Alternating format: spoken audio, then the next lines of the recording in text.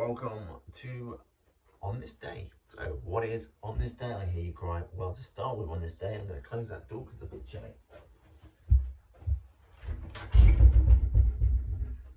Yep, so that's the door closed. Got my coffee. Let me tell you a bit about On This Day. What we do on this day is we take a historic event from a day in history. So we have some births, some deaths, and what the hell happened. And then we're going to finish it with some fun facts. Today's fun facts. Fun fact fans are on the Space Shuttle and NASA and all that good stuff. So let's start then. On the 30th of January then, born was Franklin Roosevelt, the 32nd US president for the Democrats between 1933 and 1945 in Hyde Park, New York. He was the only president that has ever and will ever have 4 different, what are they called? Terms. That's the one. 4 terms. In 1930, Gene Hackman, American actor, Bonnie and Clyde, and The Conversation, The French Connection, and The Birdcage, was born in San Bernardino in California, wherever that is, somewhere in California. In 1941, Dick Cheney, American politician, vice president from 2001 to 2009, was born in Lincoln, Nebraska. Vice president to Barack Obama, of course. So who's died then in 1336? Betsy Rose, Elizabeth Griscom, American streamers, widely credited with making the first American flag, died at the age of 84. We've already mentioned her. We mentioned her somewhere else. In 1948, Mahatma Gandhi, the Indian independence activist and spiritual leader, assassinated in New Delhi by Hindu extremists at the age of 78. I thought Hindus were against violence. Well, there you know.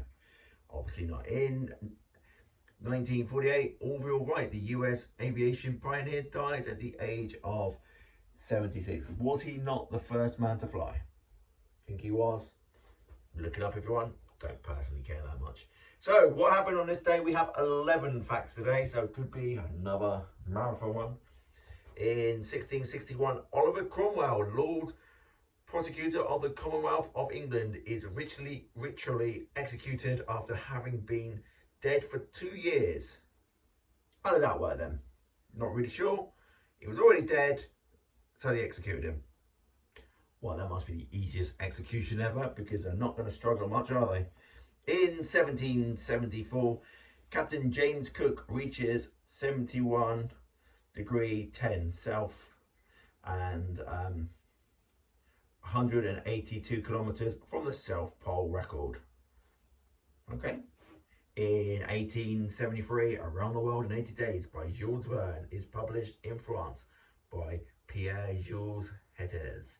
In 1924, Gilles Grafenshoff of Sweden, didn't pronounce that name right, I know that, wins the men's figure skating gold at the Shamrocks Winter Olympics, first to successfully defend his summer Olympic title in 1920 at the Winter Games. Why are they doing, quick one here for you peoples, why are they doing Winter Games and Summer Games, and how did that work? Okay, doesn't matter. Let's not worry about it too much. Now we're going to get on to that bastard Adolf Hitler. So in 1923, President Paul von Hindenburg appoints Adolf Hitler as Reich Chancellor of Germany, who forms a government with Franz von Papen also in 1933.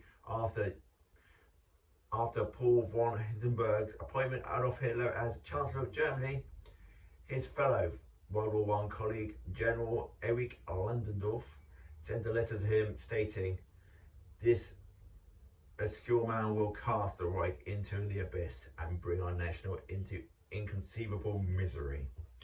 And I'll let history answer the question of whether that happened. I'm going to leave it there.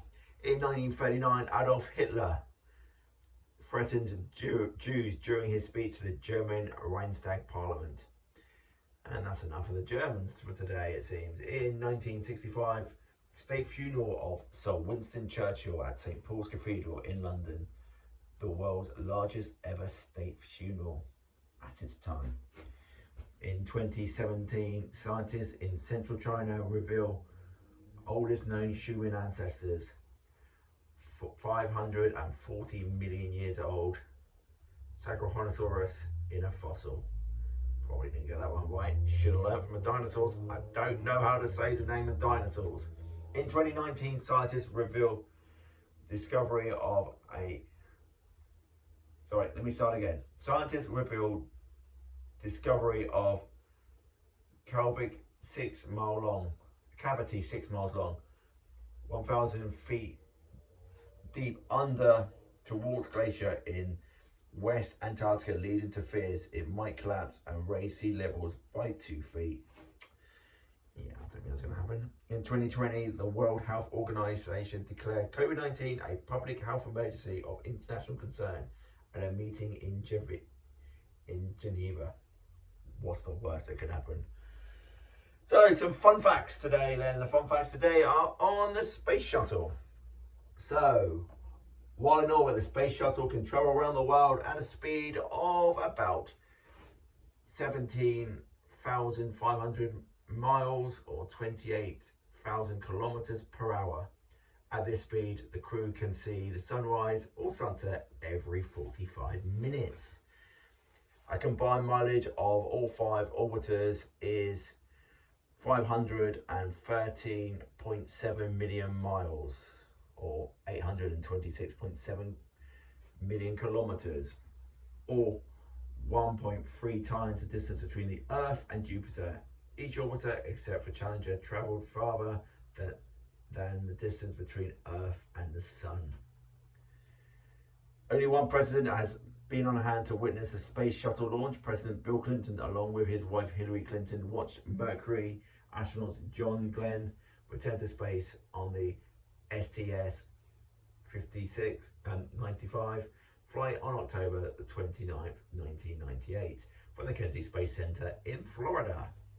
President Obama had planned to watch the shuttle Endeavour lift off on its final mission STS-134 on April the 29th, 2011, but the launch was delayed. The president and his family did visit the spaceport anyway. The space shuttle isn't just a mode of transport, it is a laboratory too. There have been 22 sub-lab missions, or missions where science, astronomy and physics have been studied inside the special module carried on the space shuttle. 9 weird things flown on the NASA Space Shuttle Space Lab, a reusable laboratory built for use on space shuttle flights, allows scientists to perform experiments and microgravity. Starting in the 1983 Challenger mission, animals became the prime component of space science. On the STS-7 mission, the social activities of ant colonies in zero gravity were examined, and during the STS-8, 6 rats were flown in the animal inclusion module to study animal behavior in space. Space Shuttle's thermal protective system, or heat shield, contained more than 30,000 tiles that are constructed essentially of sand. All of the tiles are thoroughly inspected before liftoff. They are a crucial tool that allows the space shuttle to endure the intense heat endured when the shuttle re-enters Earth's atmosphere to land. After the tiles are heated to peak temperatures, the tiles can cool fast enough to be held in your hand only a minute later. It's because it's made of sand. Amazing stuff. Packing on the pounds, the heaviest space shuttle orbiter, Columbia, weighed 1,780,000 pounds, or 80,700 kilos, roughly the weight of 13 African elephants. There's always elephants, isn't it? It's elephants and whales, as in the country. We're destroying so many spaces, it's the equivalent of this many whales. Anyway, Columbia, the first space shuttle to fly, weighed the most because NASA was still searching for lighter materials to use and integrated some of these into the later orbiters. The Space Shuttle program is officially known as the Space Transportation System, STS. That's where the STS bit comes in. And so each shuttle mission is designated with their prefix STS. Initially, the missions were given sequential numbers indicating in their order of launch from STS-1 through to STS-9. However, because of the NASA administrator James Begg suffered from trichotillomania, the fear of numbers 13, he wanted to avoid associations with the unlucky Apollo 13 mission. The agency drew up a new numbering system for space shuttle missions according to NASA's history accounts by several astronauts at the time. What would have been STS-11 was named STS-41B.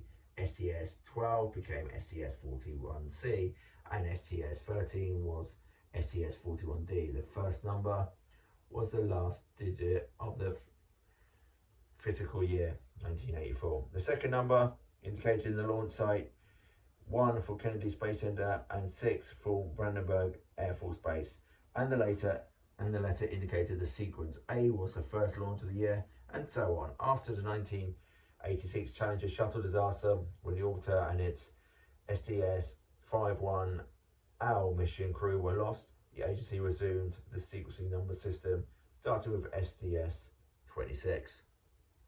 Yeah, there you go. So that's what the STS stood for. Anyway, this has definitely gone on a bit too long. This has been on this day being the 30th of January. Hope everybody is well. See you all soon. Tomorrow will be the last day of the month. There you go. Something to look forward to, fact fans. I've been your man of shed. See you, pals.